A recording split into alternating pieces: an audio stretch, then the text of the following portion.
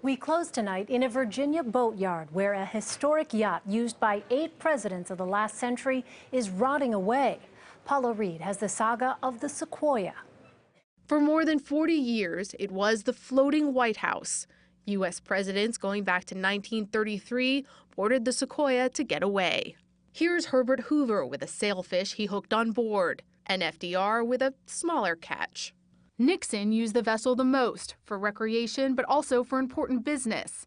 He discussed the nuclear arms race with Soviet leader Leonid Brezhnev there, and after Watergate, decided on deck that he would resign. He asked the crew to turn off the lights and leave him alone, or he played God Bless America for over 30 minutes at the presidential piano. Matthew Vilbus has been the ship's captain since 2010, when the boat was being hired for private charters.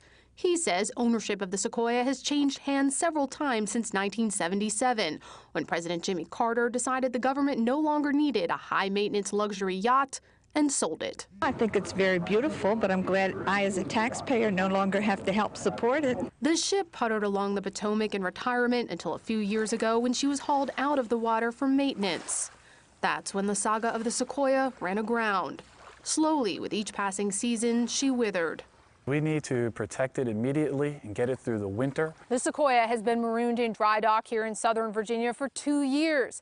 As you can see, it's exposed to the elements, and every drop of rain contributes to its decay. The damage isn't just on the outside. The interior has faded into squalor. Inside, where JFK celebrated his last birthday, Captain Vilbus discovered a family of squatters. 5 raccoons, 3rd stateroom, sitting on our American flag. What kind of damage specifically did they do? Well, there was a few rooms where the animals defecated on carpets, you know, presidential carpets that our presidents spent time in with their families. So how did America's most famous yacht descend into a rotted raccoon's nest?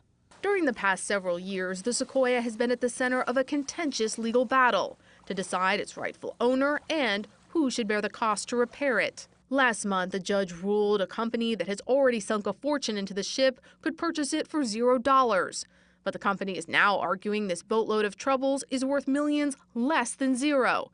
Vilbus says this historic yacht deserves better.